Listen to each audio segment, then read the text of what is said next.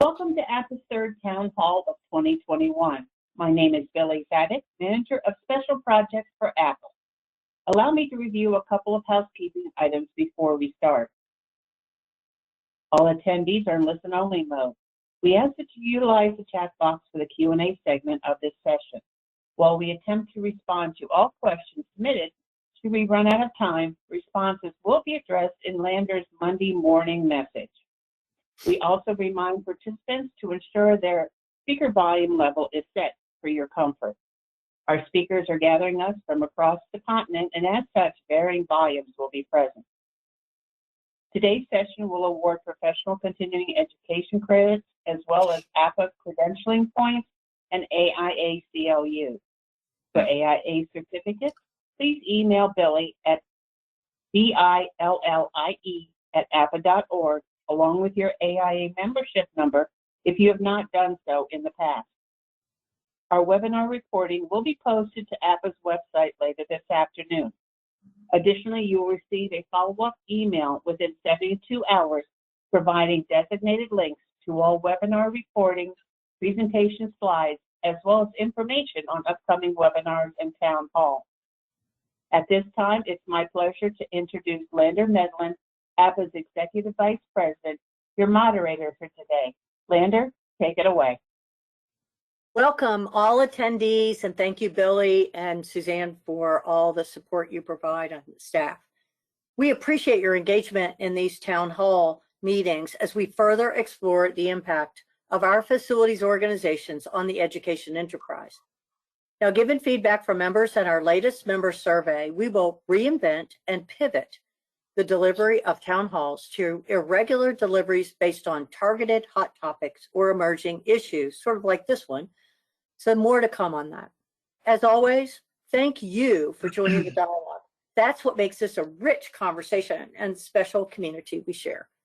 Now, coming full circle from this pandemic year, the success of remote hybrid learning has now morphed into a campus-wide discussion around the remote hybrid workplace, which is driving more and more questions. That's why we chose this topic today, considering the remote hybrid workplace. It's also why we chose this broad-based panel of experts who will provide their background, expertise, and perspectives as we explore this uncharted territory. As such, here's the new format for today's town hall.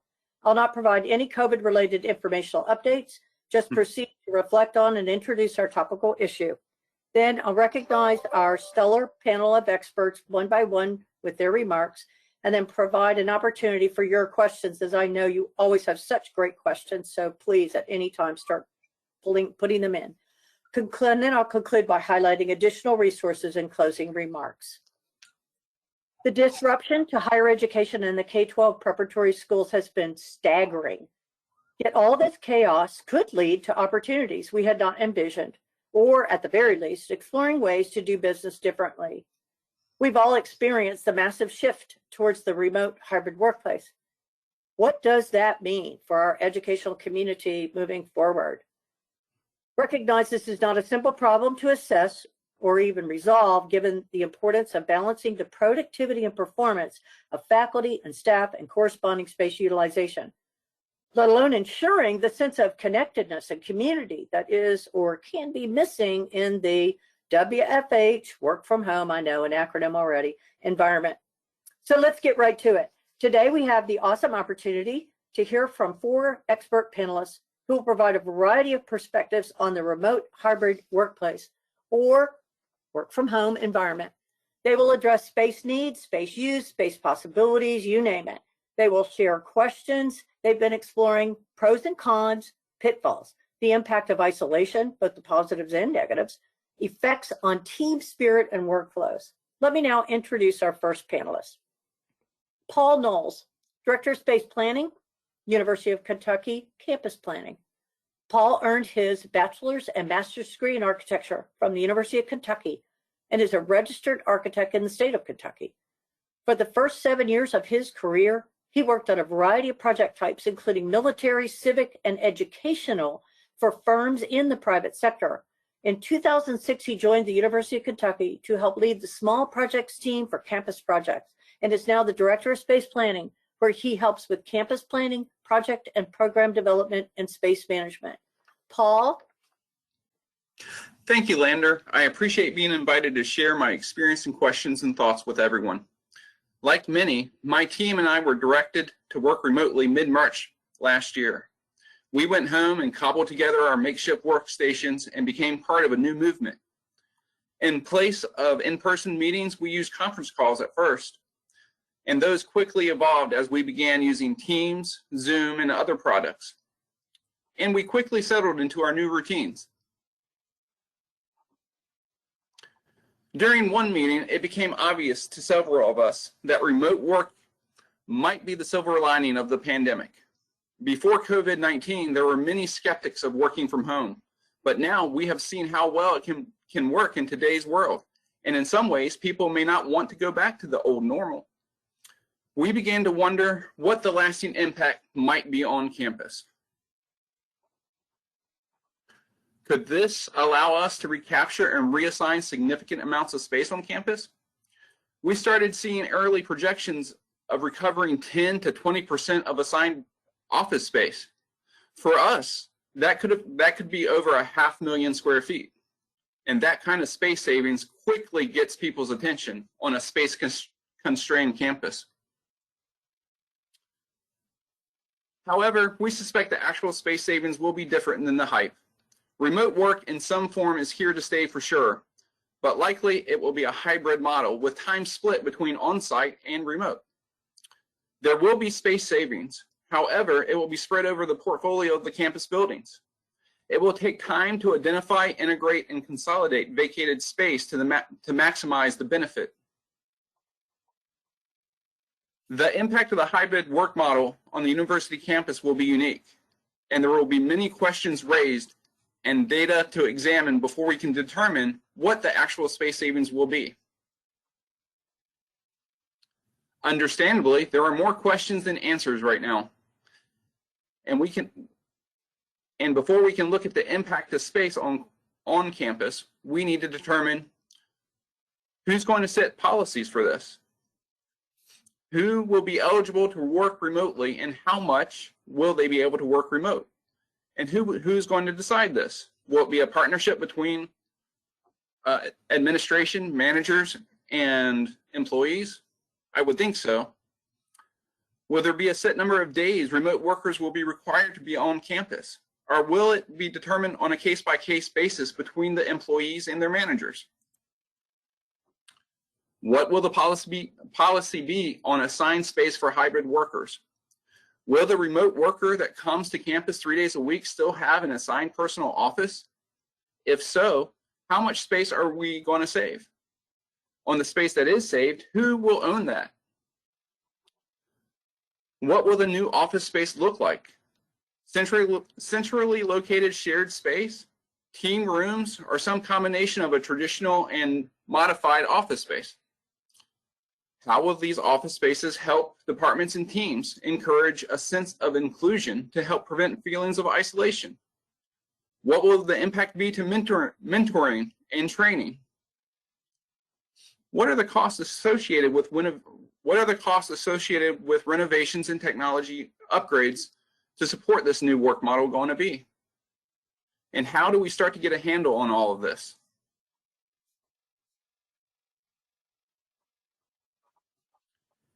An early step is to determine what our employees want, what our managers need, and what our administrators will support. Surveys will help inform policy and document the needs and desires of our community. Surveys may help us determine how often people should be on site, what's needed, what kind of customer service is required of their positions. HR and employee managers will develop additional metrics to capture effectiveness of those working remotely. Monitoring project timelines, documenting productivity goals, and determining other performance factors to measure will help us make some of these decisions for space utilization. We can monitor that utilization of space by increasing our use of scheduling software to help provide valuable insights as we move forward. Like most universities, we maintain a database of our space inventory to help track and document changes to space assignments. As we approach such a major change, it is critical that this information be up to date and accurate. By combining the information from our surveys, research, and test cases, we will develop a more realistic picture of what the future of campus space may look like. But I think it's important to remember, in the near term, we might not see a dramatic space savings. Employees switching to a hybrid work style will still require some space on campus, and that space may need to be modified to accommodate these new work models. Initially, vacated space will be spread across the entire campus portfolio.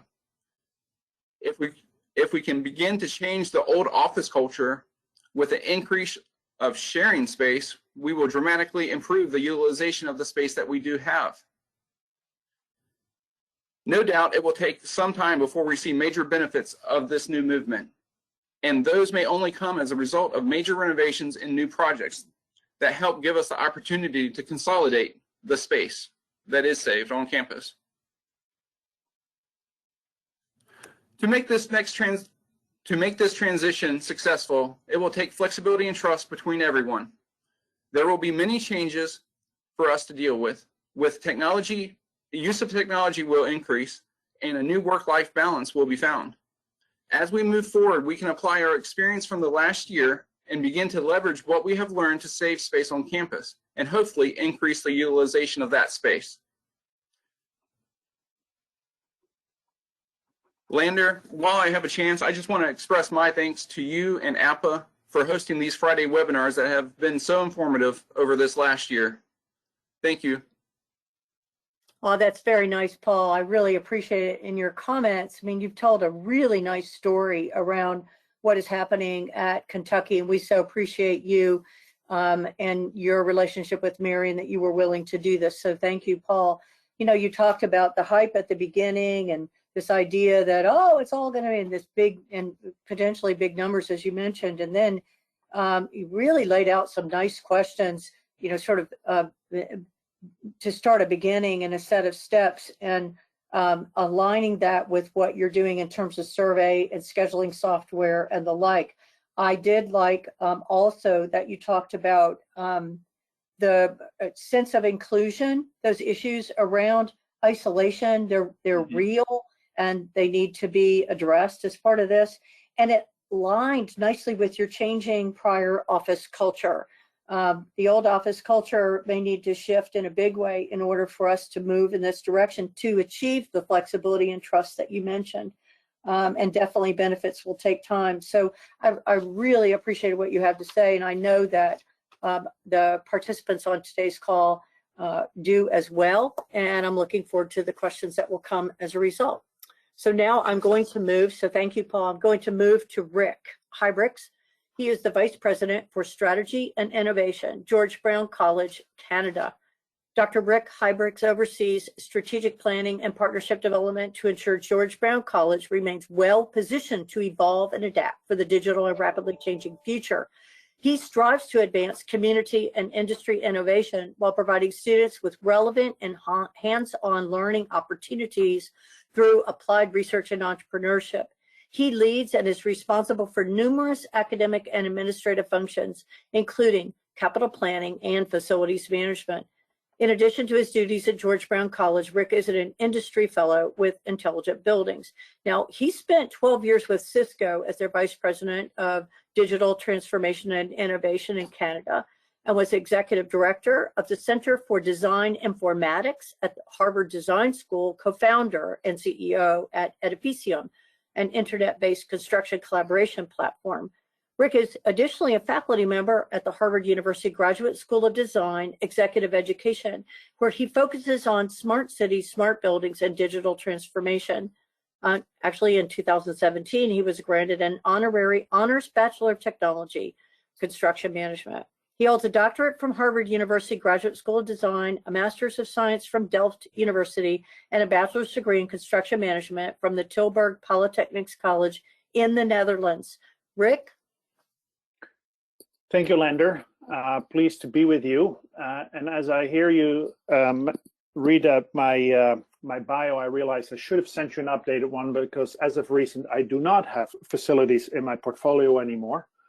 However, being responsible for the strategy at our institutions, hard to imagine that to be not including the conversation about our master plan. So obviously, I'm not far removed from it. So very short, we are a downtown Toronto college with about 34,000 students. We have about 4,500 full-time and part-time colleagues. And we are in 3 urban campuses in the city in about 1.8 million square feet of space. I just give that as a little bit of a context as to what we're trying to transform away from. Not unlike Paul, as lots of the themes are very similar in our happening in our boardroom, virtual boardroom. But up until about a year ago, we did not have a habit of working from home or a remote workforce, frankly, at all.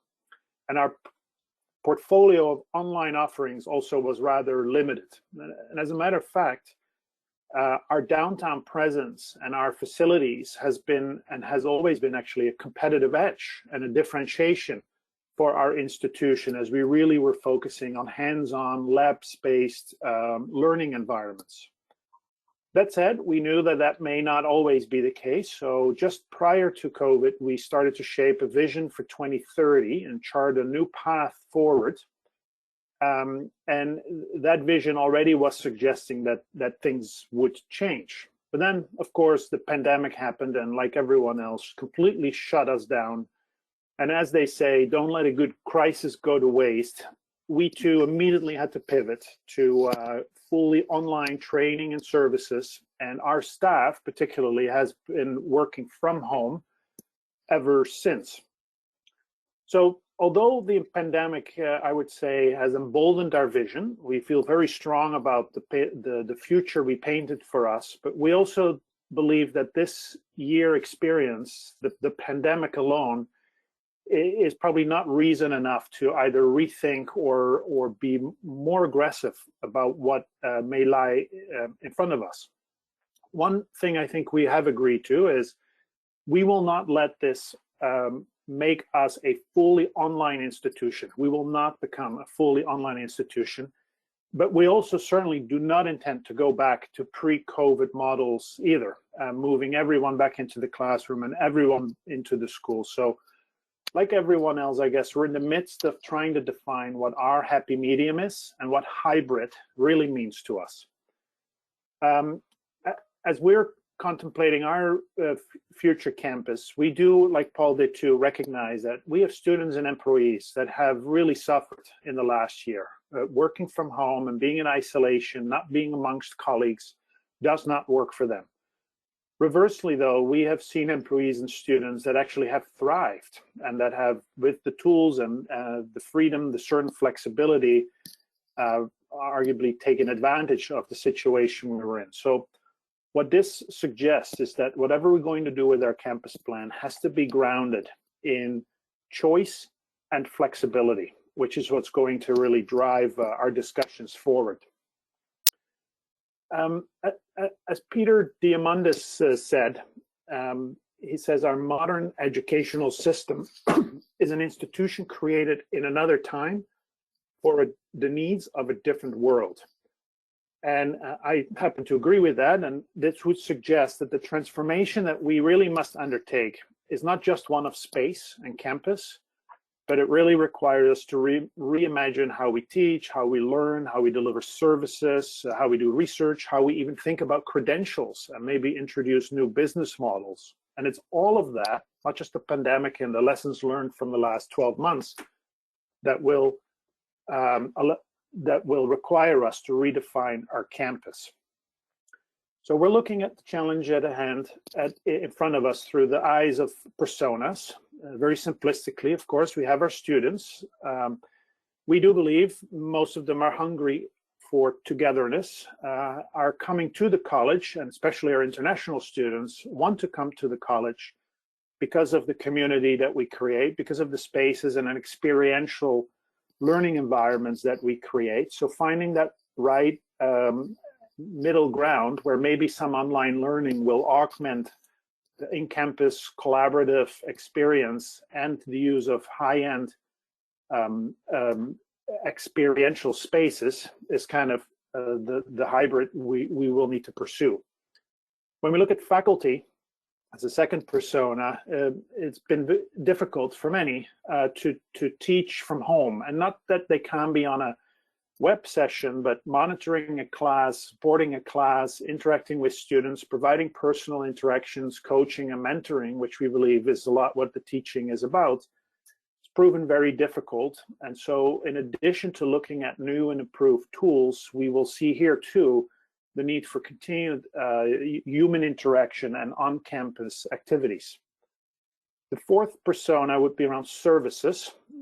So really reimagining how we deliver services in 3 clicks or 3 interactions or less, starting to continue, requires us to continue to transform the back end of our services, and that will allow us to give a different menu of options for students to tap into all the things we offer outside of the classroom. And then fourth persona is our back office employees. And there we will actively look for the right hybrid of working from home or in third space, because maybe it's not at home, but also back in campus and looking at a shared office space. So moving away likely from dedicated or reserved spaces and be smarter about how we use our space. Whatever we will be doing, one of the reasons, and we've made this very clear to our colleagues already, this is not about saving money. And this, frankly, is also not about necessarily cutting space. Although we may be using our space very differently, we suspect that the space we may save in one area will be converted into high-end, higher quality, collaborative collision spaces where we think we can deliver exceptional or transformative experiences and relationships with our students. So as we look at our master plan, which we're going to have to redo anyways, which was the plan. So on one hand, almost lucky in terms of timing, because we certainly have new insights. We will look at a campus that likely has fewer people on campus, certainly reimagining how we think about utilization. We will have a campus that's more experiential and more alive. We will have a campus where health promotion and well-being is first and foremost top of mind. We will have a campus where we believe our kind of physical boundaries will blur with industry, much more collaborative. And we're going to have a campus that's automated and efficient. And so those are some themes that will drive our thinking about our space. So as we look at the impacts on all our spaces, like Paul said too, we want to do the right amount of stakeholder consultations. But, and this is maybe where I'm personally struggling, we're trying to not solve for a problem for next year, but we're trying to define the campus for 2030 and beyond. And so one could wonder if our current stakeholders either are aware of what's possible and if today's thinking really is, or are the ingredients that we need to define what the campus requires 10 years from now. And as Paul mentioned, it's going to take a lot of capital dollars to make this transformation. So maybe just in short, this is all top of mind, busy conversation. We feel we have to have this and start to draw some swim lanes and make some statements, because we're mostly worried that if we don't and somehow COVID goes away or everyone is vaccinated, that we do slowly creep back onto campus and go back to pre-COVID situation and behaviors and expectations. And that is certainly not what we are after. So I'll pause it there, Lender. Happy to take on questions later on and looking forward to the discussion. Thank you. That's terrific, Rick. Great job as well. You know, we're getting some themes here in terms of changing the culture and recognizing what we presently have in terms of a culture and how that will need to change. I liked when you were talking about your plans will be grounded in choice and flexibility. And that really was looking at your lenses of student, faculty, services, and employees, and how you're really reimagining all of it to redefine what you call a hybrid campus, because it does sound like. I also like the themes that you identified. I was writing very quickly, and we'll get them, but with the fewer people, more experiential and alive, increasing well-being, and those lines blurred with business and city and community, I think is really going to enhance George Brown College's relationships and the way in which you engage this entire community. So that was pretty exciting stuff. So thank you for that, and we will definitely have questions. So let's go to our third panelist. This is Emmanuel Daniel. He's the Director of Digital Transformation for Smart Buildings and Campuses at Microsoft. In this role, Emmanuel is responsible for building and delivering the digital transformation strategy for campuses across Microsoft. He leads a multidisciplinary team of architects, business and technical, and experience designers. He builds experiences that merge technology with the built environment, leading to the formation of spaces that respond to the needs of its users. As part of this role, he puts in place the strategy for identifying the next generation of products that will make more smarter and sustainable buildings. Now, previously he drove the IoT and smart building business across the Middle East and Asia time zones and was responsible for the strategy, sales, and delivery. As part of this role, he incubated and managed smart building partners and helped create some of the world's smartest buildings, including those at Microsoft. Emmanuel holds a Bachelor of Technology degree from the University of Madras, India, and a Master of Science in Operations and Supply Chain Management from the University of Liverpool in the United Kingdom, and an MBA Finance from the University of Nottingham, UK as well. Emmanuel? Thank you, Lando. Good morning, good afternoon, everyone. It's a pleasure to be on the call and talk to you about how we are thinking about our campuses and what is the work from home and the pandemic affected us and what that is allowing us to do. To start with, the predominant focus that I have today is on modernizing our campuses across Microsoft with a specific focus on the Redmond campus. The Redmond campus is, we call it the East Campus, which is a new development of 72 acres that will comprise of 17 buildings. When we started it, the goal was, how do we create a connected, accessible, sustainable, and secure campus? But come the pandemic, the thinking or the intention remained the same, but the goals and outcomes of what that campus should be started to shift in our minds. We started to think about working from home has created an environment where we said, why would people like to come back to the office? Why would they like to get back into space? And what is that going to look like? So our shifting was, we have space, we're building these buildings, we're creating these campuses. How do we lure people back? And why would people want to come back into the offices? Now, with that, I would like to start off by saying what our CEO, Satya Nadella, actually said. He said, digital technology should not be a substitute for human connection. Digital technology should help human connection when there are constraints of space and time. Now, this basically reinforced the message that we need to have space, for collaboration, for interaction, and what we would like to call accidental collisions, where people come together, ideate, and transform the world, building better, greater solutions to problems that we would have. Looking at the data and going through the research, we then started to realize the importance and the essence of space, physical space that the office would provide. To begin with, I would like to talk about 6 key areas that we started looking at. We said, how is work from home affecting people in terms of productivity? How is it affecting them in terms of the work and nature of work that they're involved in? What is the impact of online meetings? What is the impact on the physical ecosystem? Because all of a sudden, the home has become the office. What is the impact on the physical devices, on the ecosystems in that space? What is the impact on IT and security, which goes without saying? And finally, what are the societal impacts on working from home? And what is that eventually leading to? Through these discussions, what we found out was people are emotionally exhausted. This tends to be a serious problem for us because ultimately tech runs on the fact that we need to have highly motivated, inspired, innovational people to be able to bring their best versions of work all the time. That's what we strive on. So emotional exhaustion was a common theme that we figured out.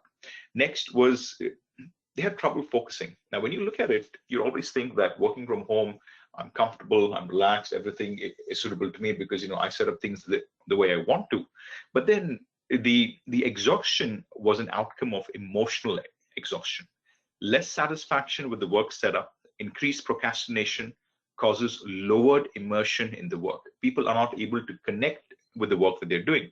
And finally, as an outcome of this, well-being was impacted as well. So when I say well-being, there is less physical downtime, and this eventually leads down to less self-care and more time spent on devices. People are disconnecting much lesser than they would eventually used to. Now, what this ultimately led to was like, okay, what is happening? This directly led to a situation where the average work days and work weeks started to get longer and longer.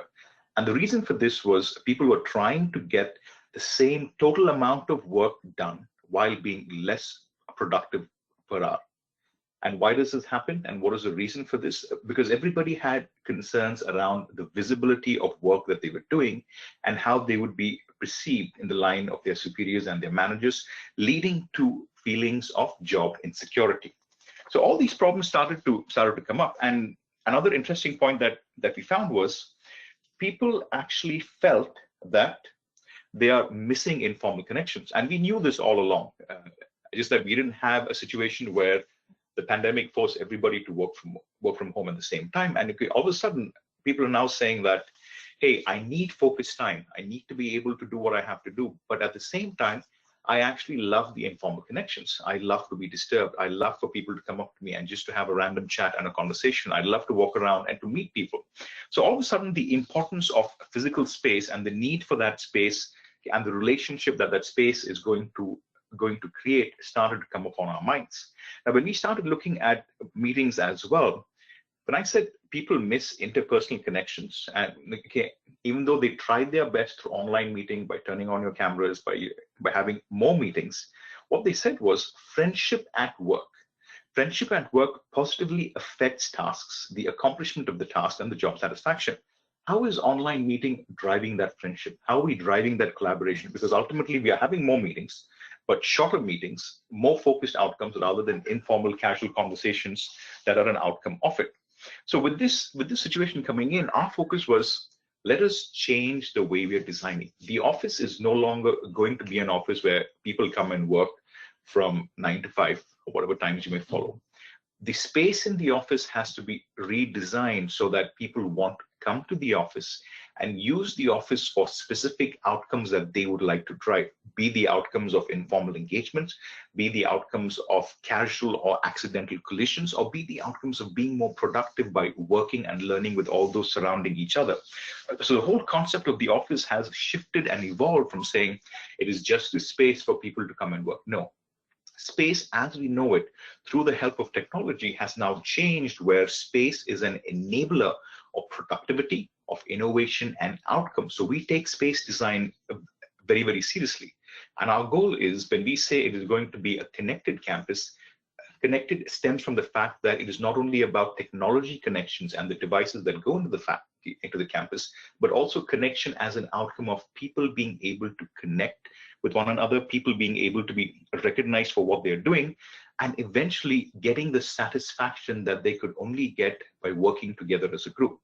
There is time for focus time, there is time for individual time, but the importance of group time, group collaboration, informal collaboration, ad hoc discussions has started to stem, and the criticality of these interactions has started to come up very, very importantly as well. Now, why is this important for us? As a technology company, innovation is part of our DNA. That's what makes us unique. That's what allows us to go forward. And when we start looking at the impact on productivity and well-being, it has a direct effect on the innovation that is being done at the company. How do we create great products? How do we create great solutions? How do we motivate people to think outside of the box? And that is why innovation became a critical part of an outcome.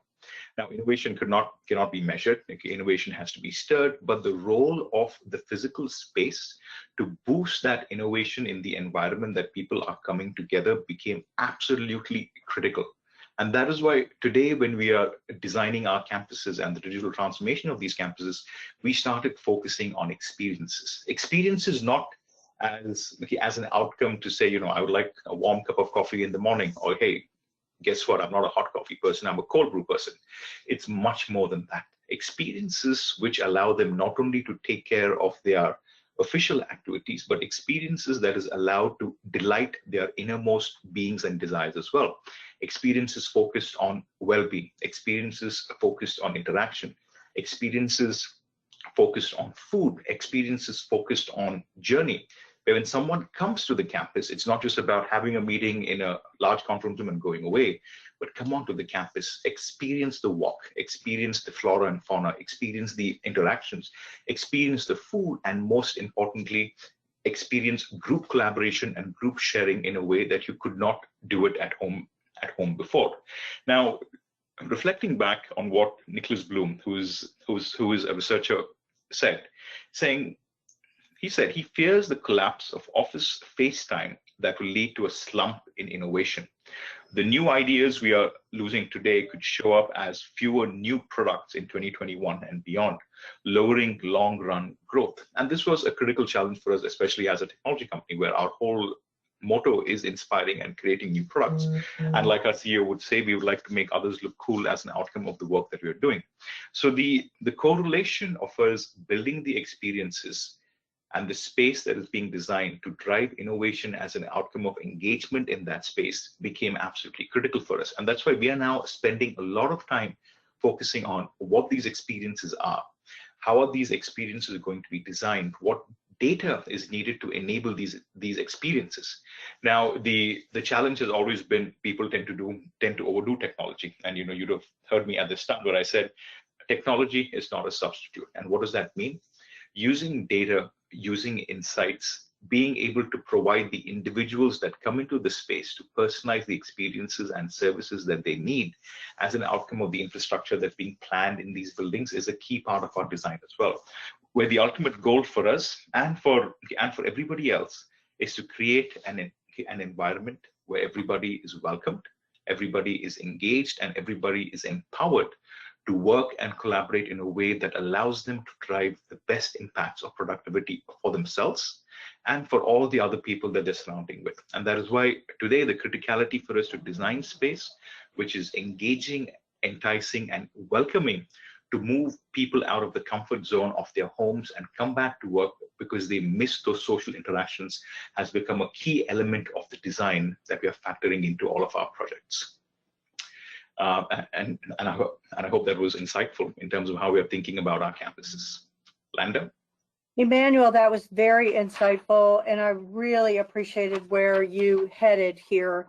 You were cutting across similar things with respect to this theme of the impact on our folks, with their employees or in our space, the faculty and the students, that emotional exhaustion, the trouble focusing, and then it leads to that sort of, laundry list of things. I liked when you said you're missing those important informal, casual connections and conversations, and trying to find the right balance between focus and being disturbed. And yes, that was a perfect word to use for that. There are friendships that drive that collaboration.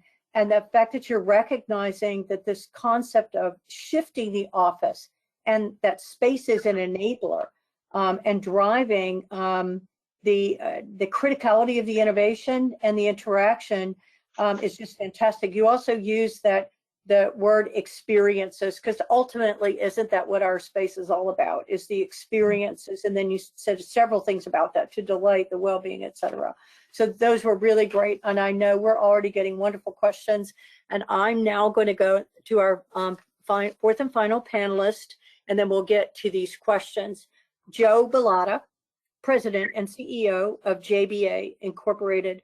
Joe's firm provides planning and facilities management services to institutions of higher education with a focus on master planning, long-range planning, programming, space planning, facilities management, process development, and policies and procedures for colleges and universities for campus facilities problem solving nationwide. Now, Joe's background includes 15 years of experience as a facilities director and campus architect at 2 major universities. He has spent the past 5 years as the acting director of campus planning at the University of Iowa, with broad reporting and support responsibilities cutting across academic, administrative, and student affairs, and also UI's hospitals, let me say. Joe earned his bachelor and master's degree in architecture from the University of Illinois and has completed extended studies in the Graduate School of Design at Harvard University and is a registered architect in the states of Colorado and Illinois. He recently earned the Distinguished Service Award from the Association of University Architects, is actively involved in several higher education associations, and his resume includes over 300 master plans, long-range plans, program plans, and space plans for colleges and universities. We have been privileged at APPA to have Joe as a faculty member for APPA-U's Institute for Facilities Management program since 1999 as an author for numerous sections of the APPA BOK body of knowledge. Joe? Thanks, Lander. Appreciate the warm welcome, and thanks to my colleagues, Paul, Rick, and Emmanuel for taking most of the time that I didn't need to repeat anything that was said. I think everybody complimented one another on the things that we talked about. And I don't want to repeat anything that was discussed either. So I'm going to focus on a couple things and then probably speak to what's happening at the University of Iowa a little bit, kind of give some background on that. As many of the people know on this workshop is that for a long time, APPA and its members have been talking about the importance of a sense of place on campus. What is it like to come to the campus? The students that come choose the campus based on their visit most of the time. Sure, they're visiting now with fingertips and using technology, but usually the deal is signed when they see a campus and understand what it's like from a physical sense. That's something to keep in mind for the rest of our morning or afternoon, depending on where you're at. And the other thing to think about too is that none of this is new. It's new to higher education. There are a lot of private companies and a lot of other businesses that have been challenged and used remote work or remote workplaces to further and expand and strengthen their business. We reacted in a pandemic in a way that forced people to experience what it's like to work remotely. Like Emmanuel said earlier, it's just going to be a new culture. So how do we plan for that culture? And where does that sit? I think it was Paul earlier too who mentioned flexibility being important in our future, never more so than now. And that challenges how we manage our facilities. We'll get to that in a second. A couple other things to think about. We have to plan as facilities managers that this is not a light switch, that we're going to spend 3 years trying to figure out all the answers to the questions that Paul, Rick, and Emmanuel brought up. Consider our future like a dimmer switch.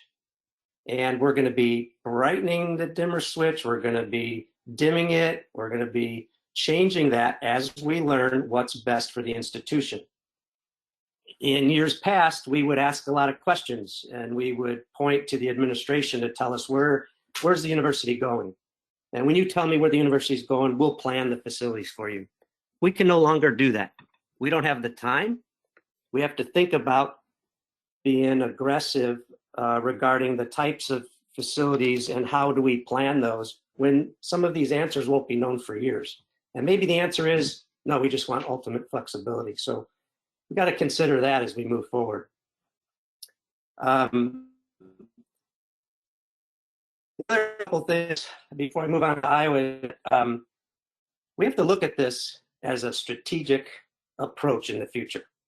We reacted to a pandemic, but we should always be thinking about post-pandemic when we come to our planning. I believe Paul mentioned earlier that we're looking long-term. We're not trying to. It's easy to solve pandemic issues. People can come up to the plate typically under an emergency everybody performs well, teams up, but what happens next? And then there's, in the universities and colleges I've been working with, there's a struggle behind what's our new business model versus personal preference. And it can't be either or. I think you have to work together on that. Think about the communities. Iowa is one of those, that there is a very small workforce in the local community. And if we're looking at expanding our talent on the institution, we may have to expand that globally. And in some cases, we've started to do that so that people can actually apply and work for the University of Iowa, maybe even be out of the country. That's a strategic model. Then there are some folks, personally, that even work for me, that work better when they come to campus. That structure around being there at 8 o'clock and leaving at 5 and being around people and doing those collisions works much better. I have other people who thrive at home and get twice as much done because of the savings in time between meetings and activities. So we got to figure out that balance. And as facilities folks, we can do that for our own business, but a university has to be able to do that on an individual basis. And how do we react to that? We got to think about the economic development within the community as this advances. Does this impact our space issues relative to that? At the University of Iowa, I'll kind of roll into some specifics that are being considered there, is we do believe there's a major cost savings. There is going to be a major savings in space. One of the reasons why we know that is because we analyzed this 2 years before the pandemic hit. And we showed, on the average, if you were to take just a very conservative percentage of business positions or tasks that can happen in a remote location, even back that off for the personal influence where some people work better on the campus. And you were very conservative. We found that we could take down 4 to 5 buildings that are very high in renewal, deferred renewal problems, save well over $75 million immediately, let alone the operating costs, and create a model that's more flexible. Now that is going to require a different type of space as people come back to campus. I'm sure we'll talk about that a little bit later. The other thing that we haven't touched on yet is parking. This impact, I'll take the University of Iowa, there's 17,000 employees plus in some cases. If even 3,000 folks worked remotely and we're only coming to campus once in a while, what does that do to the parking system? What does that do to the downtown community and the restaurants and the economic development within that community? Universities are struggling with this. As facilities folks, what we have to do is prepare options and be able to react as the university starts to shift. So what that does basically is change how we have to plan for our space and our facilities. At the University of Iowa, there is a strategic approach that we're studying everything on the administrative side of the house specifically. There are so many positions that can be done remotely in a hybrid situation that can provide enormous amounts of space back to the academic community for repurposing. Most of the space needs at the University of Iowa are related to experiential learning spaces and laboratory spaces, event spaces, performing arts, things like that. And if there's ways that when people start to work remote, we can take some of the space that's captured, even if it's office space that may be contiguous, you can start to create collaborative spaces for academic purposes. And there's a strategic plan going on right now to do that. One of the things we've noticed is the deans of our colleges are now our best friends. For years, we've been trying to, as a business, connect the facilities world with the academic world. And it's sometimes like oil and water, no longer. The deans realize now, after what they've been through, that the colleges to look at this seriously. And both the academic side of the house and the administrative side of the house is working together to figure out what is the best approach for the University of Iowa. And that typically means, what can we do for the academic and research program and in support of our students and their events. So we kind of have a plan to reduce the quantity of our facilities and improve the quality. And we think we can do that in a short period of time, 3 to 5 years, as kind of a first wave. And then we have to see how things go, because we still won't have answers on how businesses are done. When it comes to space, I'll only take another minute, Lander, is that as we think about space, we have to think differently. We have to start thinking about actually programming for those collisions that Emmanuel talked about. Right now, if you look at some of the metrics that are used across the country and how we plan and analyze space, we need to advance that. Some of that's a little rudimentary. So we have to start thinking about, how much time does a person actually do improving wellness, social interaction, those collisions? They can't just be extra time that happens you don't think about. So at the University of Iowa, what's happening is we've created a model that allows a person or a position or a task, a job, to depict what happens typically in a 40-hour week, regardless if you're remote or on campus. What is that perfect world? And that perfect world then can translate into space needs, but what we're having to do is think about pedagogy of what you do throughout the week.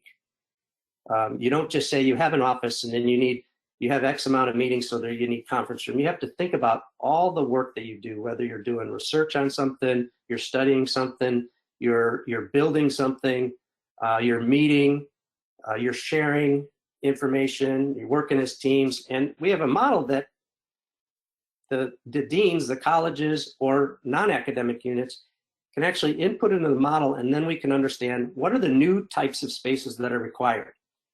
How do you plan for the facility of the future that, one, might not belong to anybody, might have a university concierge that helps schedule, manage, and maintain space that everybody shares. It's not a college's anymore, and so on. I mean, we can get into those kinds of details later. Paul mentioned a grace period earlier. That's going to be critical. We have to put contingency in our planning. We have to be thinking about, hey, a business may think this approach A is the best for them, certain percentage of hybrid workers or remote workers. And then when they might find out, not so good, we have to come back to campus. Well, that space has to be available. So what's the contingency? What's the grace period? How do we build that flexibility within the system? And I think that's our biggest challenge, is creating flexibility in our planning and our space management and how we use our spaces. And I'll kind of close with, I believe the University of Iowa is pretty convinced that we're going to save quite a bit of funds. And it may be our specific situation when it comes to the amount of deferred renewal that we have, the older buildings, but the shareability and some of these new strategic approaches to space management are going to definitely allow us to finally right size and align our facilities with how we operate. The trick is, how do we operate is a moving target, and that's the challenge we're having right now. So Lander, thanks for the opportunity. Paul, Rick, and Emmanuel, was great chatting with you, and I look forward to some of the questions and providing any more detail to those. That's terrific, Joe. Thank you so much. And that final comment about right size and align with how we operate. But how do we operate? We'll find some questions sort of wrapped into that as we move to those. I thought your comment about the fact that we must think differently about space use and need and really programming for those collisions was really interesting. And this model that you're talking about in terms of really trying to sort out what that is, and then the grace period for sure. Having those options. So we heard on UK side very little that they're not seeing that money coming or that from space reutilization or differences and change, but then you are. So at University of Iowa in particular, I think everyone talked about that flexibility is critical. The other comment that I wanted to highlight from what you were saying, Joe, was that you're really stressing that we have to look as a strategic approach, not just post-pandemic, but very long term. And I was hearing that from folks. This isn't just the snap the finger, right? How how we actually plan out for that new culture. So that was really, really good as well. So we have some great questions from people, and I'm going to dive right into those. I did want to say, Barbara had a really good comment about SHRM, and I don't, Wall Street Journal, I think you're referring to, and that some want to work remote and many want to work remote as we're looking at surveying. And then at the same time, considering the generational differences of your actual workforce, and as they really impact the way that they see work and value work. Maybe I could pop to Emmanuel, and then others. I'll call on some others as you think about this, Emmanuel. What are you seeing in terms of these generational differences? Because I think Barbara is on to something here about those differences. Any thoughts about that, Emmanuel? Sure, and there's a great question, Barbara. The way we're looking at it, and this was a very cognizant decision that we took as part of our design process.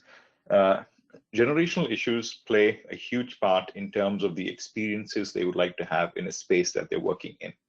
And we talk about generational issues because as you look at our campus today, it's a very diverse, multi-generational population. Microsoft is not that old, but in the 30 odd years that it's been here, we've got people that have spent more than 20 years with the company. We've got interns that come down to Microsoft and do their internships. We have new joinees who just graduated from university that are coming in. So what we tried to do was we then said, with this multi-generational workforce coming in, and there is no one size fits all, and we learned that as an outcome of what's happening with the pandemic and the various work styles that they're coming in. So we took the view on analyzing experiences based on behaviors. The reason we went down the route of behaviors is because a behavior changes with you in accordance with time.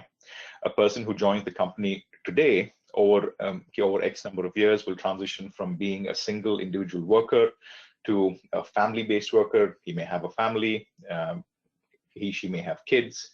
Then the priorities start to change. They will also see progression in their careers. They would see progression in their personal lives as well. With that, their attributes of the type of information that they would need, the type of space that they would consume, and the experiences that they want will also start to change. So to cater to this, we said space has to evolve based on the needs of the generation of users that are in it. And those needs are dictated by behaviors. So we took behavioral research of people in a space to be able to cater to multi-generational diverse needs. That's terrific, Emmanuel. And Joe, did you want to comment on that? And then I'll go to some other questions that I got earlier on as well. I will, Lander, just real quick.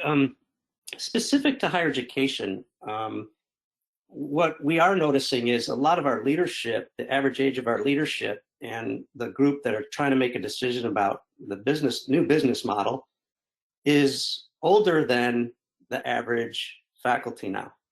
And so what I'm seeing is people are being shocked and surprised by the surveys that go out when faculty are saying that, remote work for them, there's a higher percentage than we thought that really wanted to do this.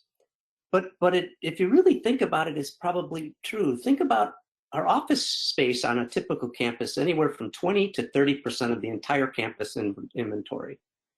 And if you think about faculty, and it's not a knock on them necessarily, it's their business. They'd be on campus 2 or 3 days a week because that's when they teach, or they'd be in their research lab. And then they'd have office hours. So the space utilization of offices on campus is flat out the worst almost everywhere you go.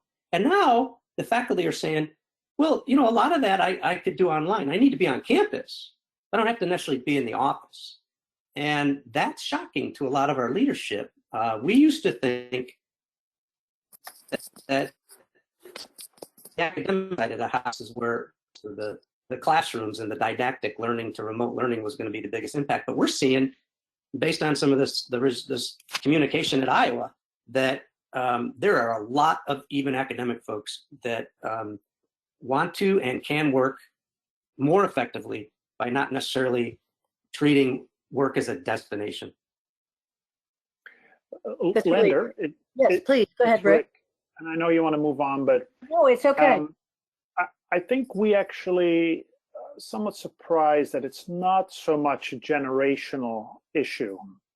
We have folks that haven't worked, as I mentioned earlier, from a home office for 30 years, have been with us for more than 30 years and actually doing very well, and are now saying and don't want to come back every day to the office. I would argue it's more contextual rather than generational. Our biggest challenge is people that, you know, live in small condos with a partner or have to share internet with family members to have a quiet space. We have colleagues that have to sit in closets because of noise. So I think we're going to see a different wave of people that want to come back or need to come back. And I actually don't know if, in our case, how much of that really is generational. I think we've been surprised that it may not be our biggest driver. It's good. That's good to know. And I think that really does put some meat on those bones. I want to go to Paul. And when you were speaking about this, Tina had asked, what metrics do you expect to use to determine productivity, that whole performance element, Paul? Well, to be fair, Lander, that's going to have to be developed by the individual managers for those different kind of work, for the different workers and doing the different tasks, different jobs. So I think it's going to be something where the managers kind of develop what, you know, matches their job responsibilities. Got it. Got it. Any others on the panel want to chime in on metrics they're seeing? Joe, I know that folks mentioned this model that you were talking about, and they're going to want it. So we're going to see if we can't get that from you, all right? And where you went with that. So, okay. So I'm going to go to, over to you, Rick. Does George Brown College have a residential component? And then that's going to lead me to another question, Rick, as well. Do you have a residential component? We do, but relatively quite small. We have about 400 or 500 beds on a college with 35,000 students downtown. So yes, and the residence has been underutilized, of course, but it hasn't had the impact on us because it's a relatively small number compared to others. Okay, got it. And so, Rick, as we're talking about this, can you also tell me, they said if you're not going to depend on stakeholder input, did he hear that right? Because it said to look at the future, what resources will you use to identify what the campus will look like in the next few years? I don't know if I have colleagues on this call. Of course, we will do stakeholder input. You know, it reminds me of this, you know, everyone talks about this fort analogy. If you ask what people want, you get this faster horses or something. What was the expression? Mm-hmm. I think we have an opportunity to really reimagine space. And I find often, and I found this in my past employer as well, when you ask people for input, it tends to be within a context or a framework that we're familiar with. So I do think we're going to need to look for examples and environments like Emmanuel's business, like was it Shopify, who I think announced that nobody has to come back and can work from anywhere in the world. When we look at some of these space designs and really reimagine how we think about square footage away from cubicles and offices, I think we need to be stimulated in a different way that we have not done before. And so, sure, we want to see where we're going if that resonates. But as I said, we're trying to design and imagine an office space 10 years from now for employees that are not with us yet and students that are still in high school.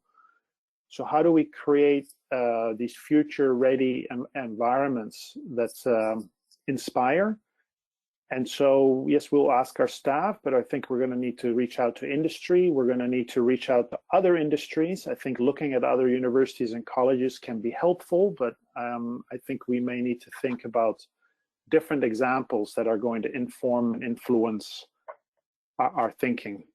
We don't envision just taking half the tables away and say, now we reduced footprint. Again, we would think it's a complete redesign of space. You guys used terms, right? Like collision spaces, collaborative spaces, meeting spaces. They have to be all augmented with the right technology so it can extend beyond the physicality of our space. And that's why I made a comment earlier that we don't foresee in any near future that this is a major cost savings. As a matter of fact, we're going to have to spend a lot of money to really convert our campus into a 21st century learning space. Yeah, and I recall a comment you made too was about that shifting mindset and the awareness that you do or don't have on the part of existing stakeholders. That was a really powerful statement, and I'm thinking benchmarking outside, which is why we asked Emmanuel and Joe to come into this and really help us think beyond who we are, what we're about right now, will give us other ways of thinking differently, to be way more up, to get us where we need to go. I really like that. Now, Sharon, could I just add a point to Rick's comment? I think it's so apt and it's so spot on.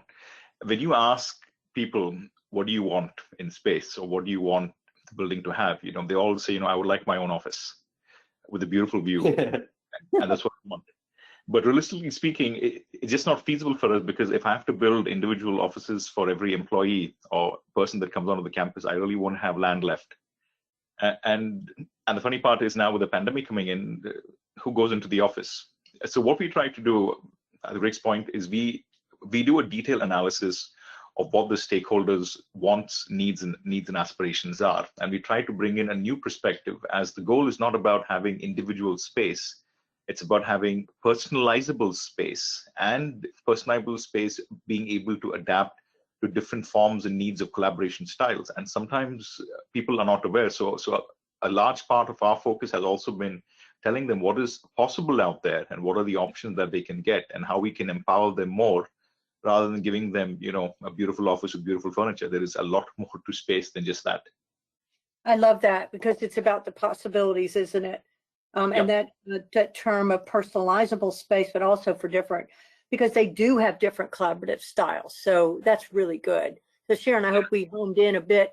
Or actually, I'm going to go to Sharon now, because she asked, how is the change culture coming about at your institution? Now she goes on and she says, is it from top administration down, middle up, or just on the minds and tongues of a few people in certain roles? It's really a good question. Paul, can you talk about that? And then I think others I may come to you, or you might want to chime in after Paul does. Paul? Sure, absolutely. This is a topic that's been on a lot of people's minds around here, from real estate to administration. It's been surprising. Faculty, I was a member of the academic work stream in preparing for this last fall, and they were already starting to ask questions about it then. So space change and the change in culture is definitely on everyone's mind, and I think people are ready to explore new ideas. That's terrific, Paul, and I think that really is the kind of mindset that you're looking for. Any of the others you want to chime on that? Because this whole culture thing is a big deal. Yeah, it's Rick. As a post-secondary public institution, change, transformation, disruption is not most favorite topic.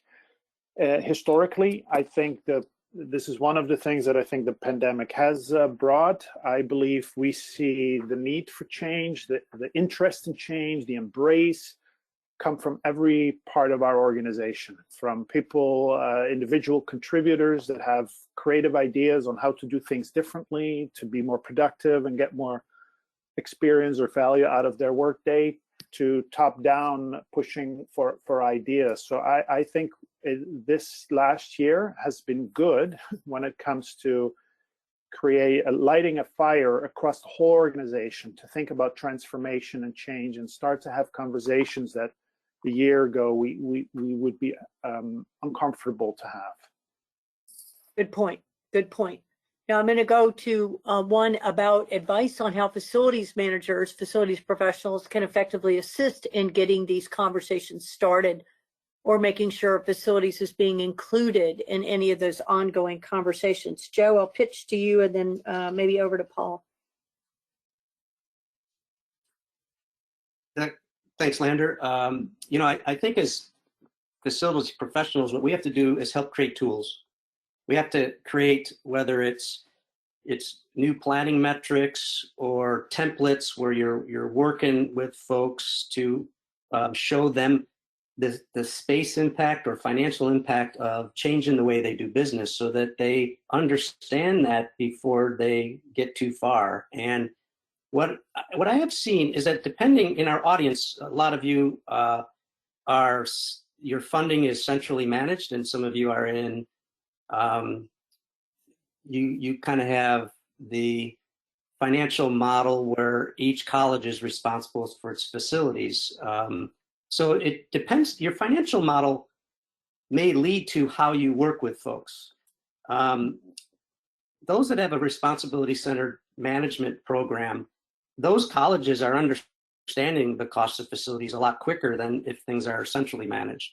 And so you would work differently with that side of the organization. And I'm seeing it's much easier to develop opportunities to kind of help with those decisions. And I think it was Emmanuel, or it might have been Rick, I apologize, that mentioned this personal preference. We never should ask, what is it you want to do? You have to create a system so that they can see what the space ramifications are based on how they want to operate. And then together, you make the decision as an institution of what's best. And it's been a long time, but I'm seeing facilities, even some community colleges I work with, people are really starting now to work with facilities folks to realize, or to understand the impact. I've seen more partnerships in the last year than I've ever seen in the previous 20. I agree with you entirely. That's exactly what we're saying. And we need to continue that in a very sort of assertive, collaborative way, because those silos are down and people are looking for advice and guidance. Paul, did you want to add to that? Sure. I agree with a lot of what Joe was just saying. One of the things we're doing is, as we talk to people about this new work from home or remote work hybrid situation, we're looking kind of for volunteers to do some test cases to develop options with existing space, just to help see what it would look like on our campus. That's really good. That makes a lot of sense to me. So I'm going to, I have an interesting one here from Monther. It says, how can you develop or revise a master plan when no one really knows yet how the distributed workforce will behave in the next 10 to 15 years? And then we said we have no benchmark, really. Rick, I think you were speaking to this, and then I would go to Emmanuel and the others. But Rick, you were speaking to this, I believe. Yeah, and we're trying to, as I said, we're embarking on our master plan work. And so, yes, we're trying to paint a picture and chart a path for the next decade, not knowing really what the world looks like 10 years from now. That said, I think the truth is a lot of concepts on future of work, work from home, workplace of the future have been tested readily in other sectors and other industries. Comes back to the point we made earlier. I think we need to do a better job in borrowing and learning from others, and therefore not going down the path of ideas that don't work. Tying this to the comment just earlier, I think facilities has a big role in terms of showing options, showing possibilities, opening our minds. But the discussion isn't only about the physical borders of our campus anymore. There's this notion of second place space, right? Working from home, and maybe third space. I can learn and work from anywhere now. It all is becoming really part of our physical and digital campus. So thinking about securities, thinking about access, thinking about connectivity, I think is what needs to drive a lot of this strategic thinking and strategic plan. Space may evolve and may change, and if we really focus on choice and flexibility in the choices of furniture and how we build walls and all that stuff, I think it will give us the flexibility to evolve. And I think in design they call it desire lines. Maybe we don't want to be too fixed, and we'll see how people behave and then kind of adapt and adjust. as people's behavior is evolving, rather than being stuck with bricks and mortar that can't be changed. So it comes back to, I think it was Joe or someone made a point around just thinking very differently about real estate and less of it as a static asset. And that, I think, will prepare us for being more agile, being more responsive, and being able to respond to changes in future needs. Oh, that's great. And, Manuel, I'd like you to, maybe you can talk to us about the benchmarking side. I know you've done that, and maybe you can help us understand where we might be thinking about our own benchmarking outside our industries. Do you want to comment? Or am I giving away the state secrets? Absolutely, I'd love to comment on this. What we try to look at is from our perspective, there's always an eternal battle for us to balance cost with providing world-class spaces that drives innovation, because it's a way that we empower our business to achieve what they're supposed to do.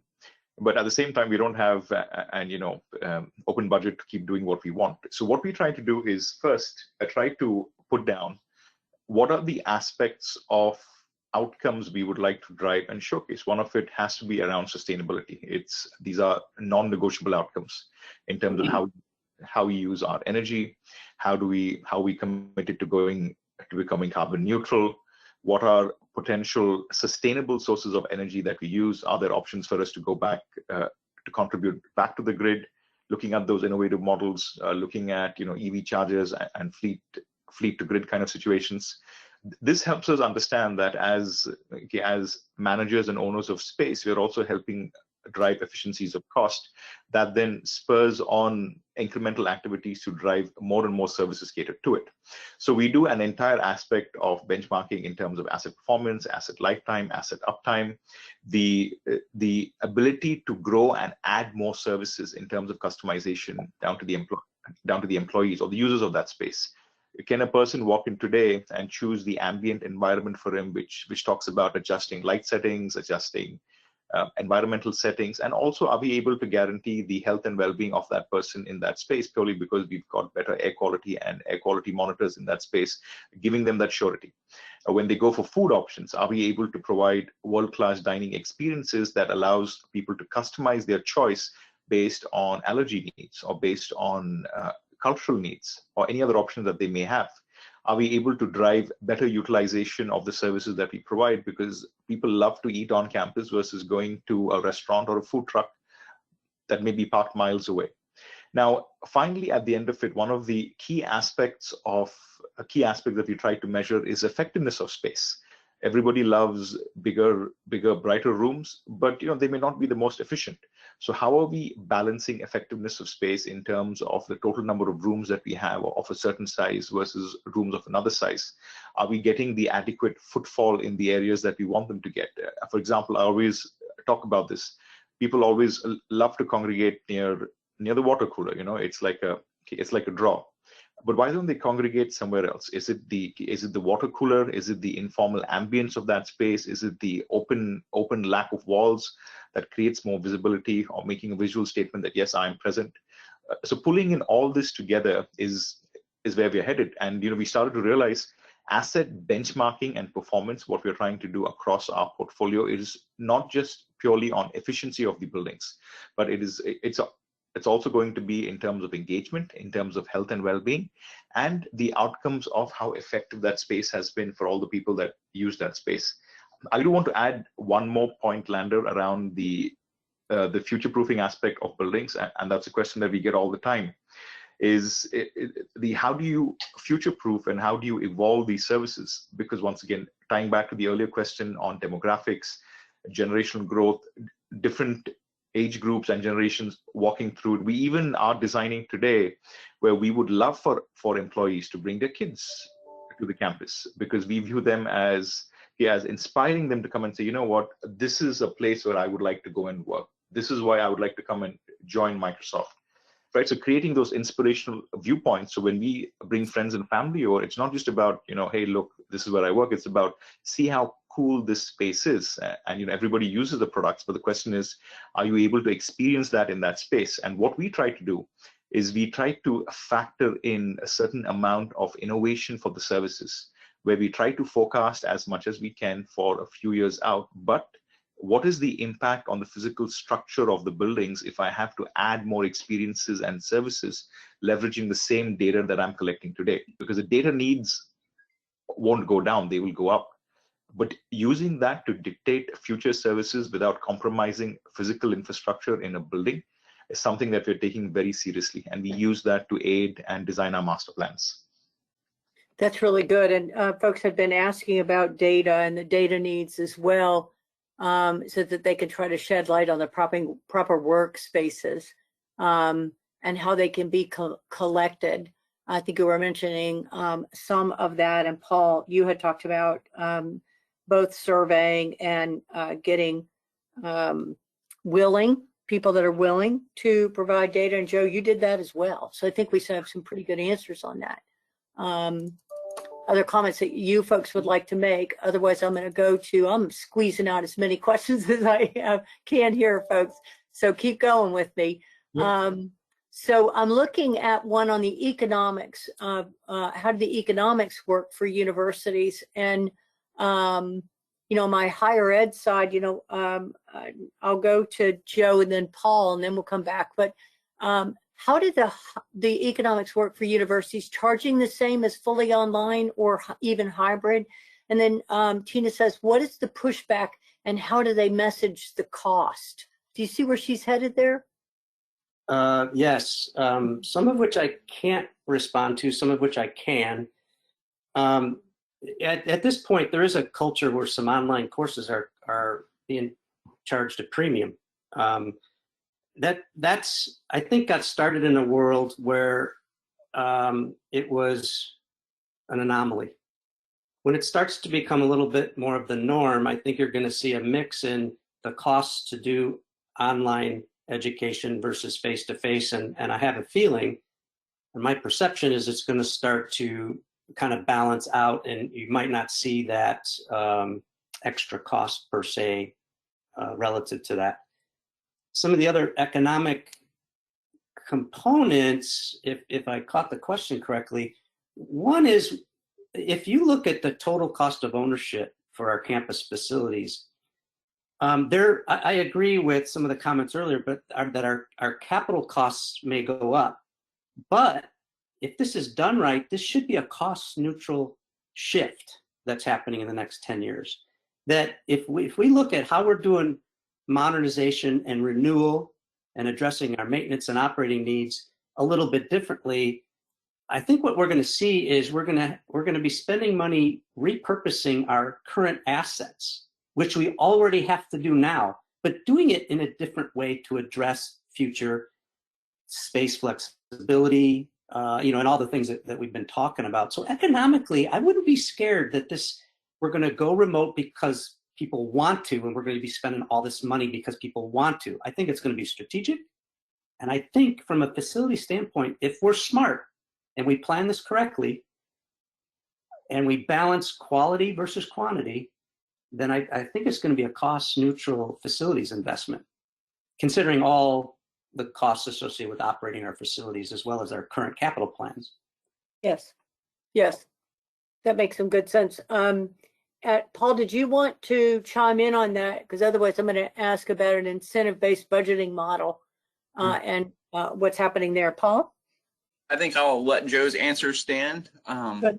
Okay. Covered it very well. Okay, perfect. May I very briefly, Lender? Please. Yes, please. Mm-hmm. Being in Canada, possibly our tuition fee situation is a little bit different than our American friends. Not to say that we did not hear that comment a lot. Students saying, we're all online now, why are we paying the same fees? Particularly our international students who pay a premium and believe for that, and so they should have access to all our physical and on-campus resources.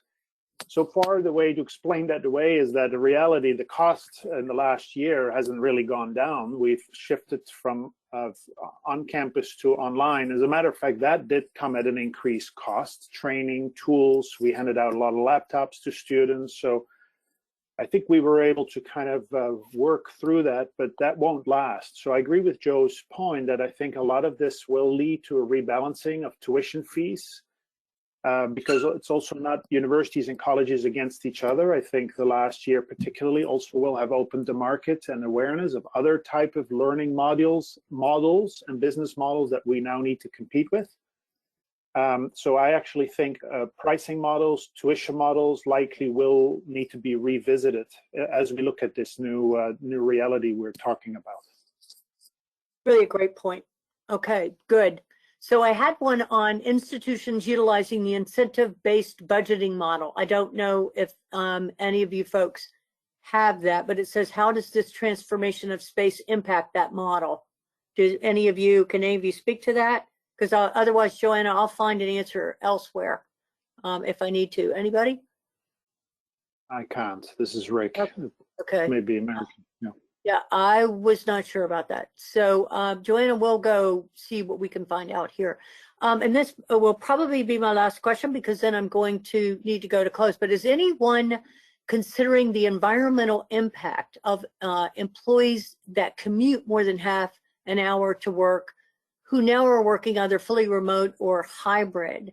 Thomas, I think that is a really interesting question. And I know that Emmanuel and I know all of my panelists are focused on, you even heard that from Emmanuel, sustainability is a non-negotiable. So I'm going to do a free-for-all. Any of the panelists want to dive in on that one before we go to close, which I'm going to need you to do it in like 2 minutes. I'll start. One of the panelists earlier was talking about parking savings, and as we roll out into hybrid work models, our campus, 13,000 employees, if we can get 10 or 15% of them working from home, we save thousands of people commuting in. That's going to make a difference. And I know during COVID, when I did come into the office, traffic was greatly reduced. So I think, we will all see some kind of major impact in the sustainability side of things with the hybrid work model. There you go. I hear you. This is Rick. We Yes. don't have parking being a downtown. Most of our employees come in with public transit. But that said, we are exploring what does it mean if everyone works or learns from home? Because we may have some reduced carbon footprint or energy profile, but now everyone at home has a reduced or an increased or changed carbon footprint. So what that totally means holistically for us as an institution, we are interested to understand. That's terrific. And we will definitely get some answers to these questions. If we had not answered your question, we'll go after that. This is all being recorded. We have a lot of information that we have gathered. We didn't do slides on purpose because we wanted to have that sort of free-form conversation associated with this particular town hall. So some of you had asked for some models, some of you asked for some data sets. We will be getting those. So Jenny Cundiff, you made a really good comment here about productivity in different modes. And I think you did a follow-on to that about not being generational, but more about learning styles. And I think we were talking about some of that too. So I really, really appreciate that. So Larry Chilton, we will get yours, and same with Bruce Watt. So please bear with me as we just close this one out. I'm so appreciative of all of you being on it. Please take note of our upcoming professional development virtual offerings. And we do have an APPA Facility Symposium, March 31 to April 2 coming up. And then participate in the FPI, Facility Performance Indicators. Oh yeah, it's in membership renewal time. So I, would be remiss if I did not identify that. We have an app for that, APPA 365. So you can ask each other questions and stay connected 24/7.